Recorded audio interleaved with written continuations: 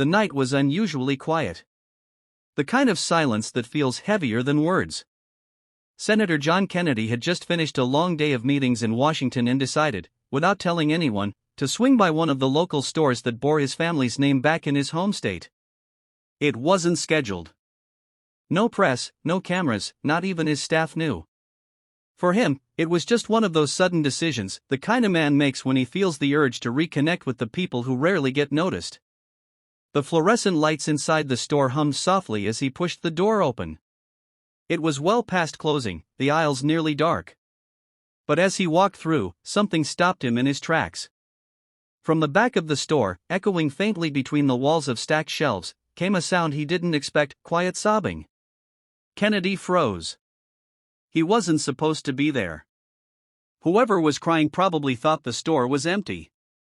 Following the sound, he made his way toward the cleaning supply closet near the back. And there, sitting on an overturned bucket with a mop leaning against the wall, was the janitor. A man Kennedy had seen before, always quiet, always working, never drawing attention to himself. His name was Walter. Walter's face was buried in his hands, his shoulders shaking with each breath. He didn't notice Kennedy at first.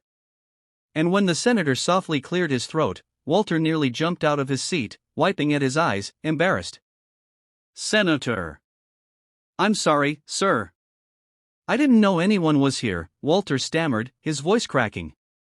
Kennedy stepped closer, lowering his tone. "Walter, don't worry about me." "What's going on, son?" Walter hesitated. His hands trembled as he tried to compose himself, but the weight of whatever he was carrying refused to stay hidden. He finally broke, his words tumbling out like a dam bursting. "My wife's in the hospital, sir. Stage 4 cancer. We've tried everything. The bills, they're more than I make in a year. I work nights, I clean floors, I take every shift they give me. But it's not enough. I'm going to lose her, and I can't even afford to bury her if the worst happens." The words hit Kennedy harder than he expected. In that small, dim room, the political debates, the hearings, the speeches, all of it felt insignificant compared to the raw pain pouring out of this man. Walter wasn't just a janitor. He was a husband, a father, a man drowning in a system that often forgets the quiet workers who keep the world turning.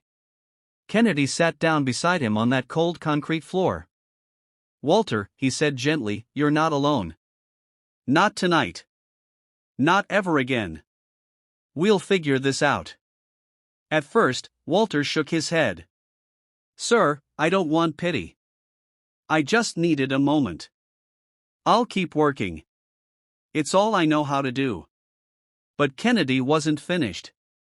He pressed him for details about his wife's treatment, about their children, about how long this had been going on. The more Walter shared, the heavier it became. The truth was,